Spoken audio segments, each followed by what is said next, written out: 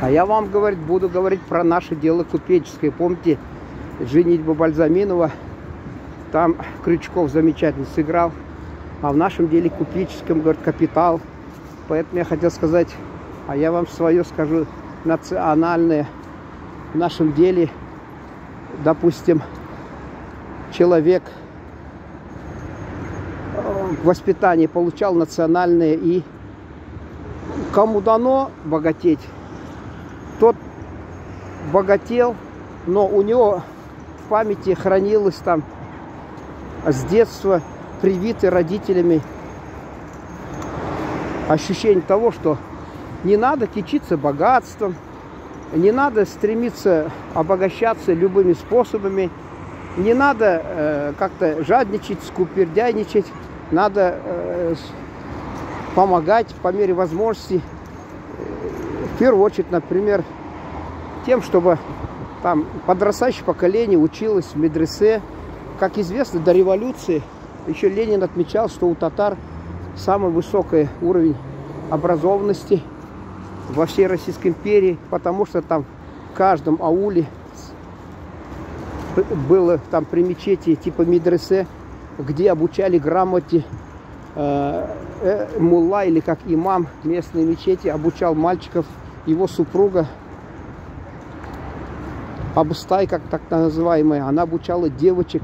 И люди росли образованные, и им внушали, что главное там счастье не в богатстве. Если уж, конечно, повезло, он разбогател, то, разумеется, он тратил, вот те же Хусаиновы, 3 родных брата, миллионеры в Екатеринбурге, они щедро тратили свои средства, помогали и его благодарили, а приписывают слова, что он говорил, ну, когда есть, дескать, трудно, что ли, поделиться. А оказывается, он в это время трудности сам испытывал, просто скрывал от людей. Он видел, что людям гораздо тяжелее. А у нас вот, они, видно, получали удовольствие. Есть такие. У меня один родственник, тоже он щедрый, хотя у меня есть другие родственники щедрые. А они, с одной стороны, деньги делать любят, а с другой стороны, любят одаривать близких, там, друзей, кого-то средствами. Они получают удовольствие от этого. А некоторые люди просто никакого удовольствия не испытывают. Они всецело поглощены жаждой наживы. И вот как раз оренбургские 3 брата еще, тоже Хусаиновы, там они тоже купцы, они делали деньги. И он, один из них говорил, копейку надо уметь вытащить даже из пальца льва. А сам на себя тратил крайне мало. Ездил, когда в поезде, то не ездил он там в этом СВ, как у нас современный, там, или вот таких вот спальных вагонах, или там какие-то с комфортом. Ездил в общем вагоне, брал с собой бурдюк какой-то, там катык, кисломолочный продукт наш национальный, тюркский народ, тут татар. Брал вяленое мясо и питался. Не ходил там по ресторанам, там вагон-ресторан, наверное, позже появились, а на станциях не шел куда-то покушать. И так экономил деньги. Но когда надо было профинансировать там какое-то мероприятие, там построить мечеть, там в нашем родном селе он построил. Представляете, я даже землякам говорю, вы даже не представляете, насколько вас судьба вас одарила. В округе, в районе нигде нету. Даже вот села там одно казацкие, там как станица на границе вот как раз вот с Казахстаном. Казацкая станица, из них 60% казаки. Казаки, значит, татары, 40% русские тогда были. Не знаю, как до революции, но я, когда в советское время от газеты посещал, слышал эту информацию. Да, и там даже мечеть была деревянная, она потом сгорела, когда под школу отдали. Под школу, когда отдали, она сгорела. И в других местах разрушили безбожно просто. А у нас каменная мечеть. И она, можно сказать, не в одном районе, а в Оренбургской области. Там можно в Оренбурге найти. Потом в Казахстане Чингирлау, там железная дорога, понятно, там. Они построили, видно, ездили татарские купцы. О, дымит как паровоз, сигареты там. Да, татарские купцы ездили, там видно намазы читать и прочее. Там построили они. В пригороде Оренбурга. Родственник там живет. И там каменная мечеть. Ну, это понятно. А у нас-то в селе. А у нас в селе в 1880 году начало село образовываться, потому что там торговлю вели активно с Казахстаном. И вот к нам прибывали караваны даже с Каспия. И село за каких-то 40 лет до революции на пустом месте. У нас хвалится вот Целина здесь. Или вот, допустим, города строили.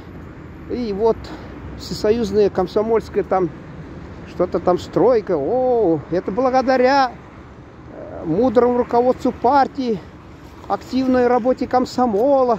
Тогда еще РСДРП даже не было, и комсомол никого в помине, а они, как они без всякой партии, без комсомола строили дома, которые долго стояли. У нас тут в городе вот на Каме строили, так они совмещенный санузел. И думаешь, а что же вы не могли, что ли, нормально? Некоторые без балкона, так называемая московская планировка. Человек живет на 10-м этаже, на 9-м, простите, этаже. И у него в двухкомнатной квартире нет балкона. Вот. А другие такие скворечники, малюсенькие такие. И вот, а там купцы строили деревянные дома. И неплохие, что они вот уже сколько. И хочу сказать, 40 лет я после взял революции, после ничего не было построено. Наоборот, очень много домов было разрушено, ибо уроженец этого села приезжал, оставлял записки к нашему соседу, приезжал, жил, сказал, что и написал там в книжке, в тетрадке, села своего я не узнал. Все было разрушено большевиками. И там даже дома некоторые двухэтажные разрушали, увозили в соседнее село, где райцентр. Вот советская власть даже для райцентра не могла жилье или здание себе найти, что старались обчистить соседнее. Вот это наше село. И там была и больница, оказывается, с паровым отоплением. Все-все. И мы вот в школе учились. Кирпичные здания такие. В школу ходили. А потом советская власть расщедрилась и нам построила в 70-м году блочного типа тесные, дурацкие там двухэтажку с туалетами во дворе. Единственное паровое отопление. Все. Ну вот видите как. А тогда вот в селе все развивалось, строились. И вот, пожалуйте, пожалуйста, у нас вот взять того же, значит, так, мечеть построили, школы построили, там много чего построили. В советское время ничего не построили. Так вот, братья Хусаиновы построили в нашем селе, в том числе, мечеть. Они могли бы найти деньги, поехать, как у нас, помните, там, по произведению «Бесприданница» Александра Николаевича Островского создали фильм, как раз «Жестокий романс». Да, они в Париж там собирались ехать. Там Петренко играл, купца. В Париж ее приглашал. Уже ее, как сказать, обесчещенную. Вот. Потом еще кто-то, Проскурин там отказался. Проскурин отказался, там его персонаж, купец тоже. Вот. И что хотите. Они гуляли на эти деньги. Вот этот все прокутил. Михалков играл как раз Паратову, да? Цыгане его встречали, щедрого человека. Вот закатывал там с шиком там. А он, оказывается, прогорел конкретно и ласточку продал даже это. А это разве не могли то же самое, вот три брата родных, допустим, Агафуровы в Екатеринбурге? Нет, они строили мечети, людям помогали, разных вероисповеданий, кстати. Там даже эти благотворительные там вечера, с супом бесплатным устраивали для православных там. Вот. Те же братья Агафуровы в Екатеринбурге, они там велосипедный что-то организовали, профинансировали.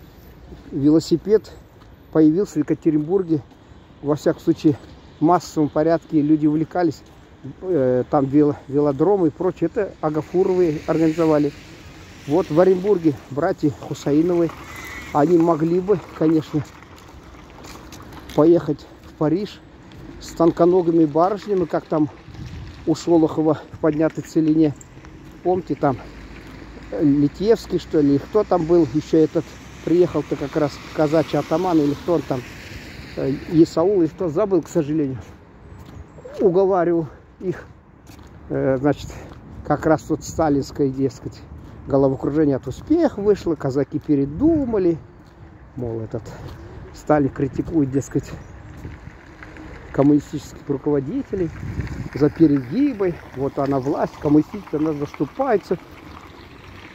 И там как раз говорит один казак, казак рядовой, вы, значит, дескать, с тонконогими барышнями там в Европе, по Парижам, чтобы вам это вот для вас, дескать.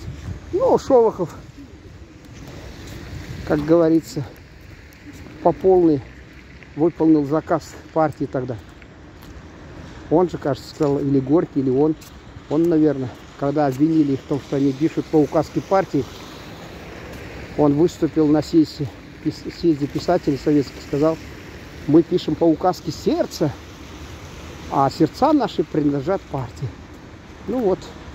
А у этих, значит, были миллионеров сердца, им указывали, трать деньги на благотворительность, и тебя не забудут. И действительно, те же Яушевы, которые в Казахстане, в некоторых городах по сей день мечети их стоят,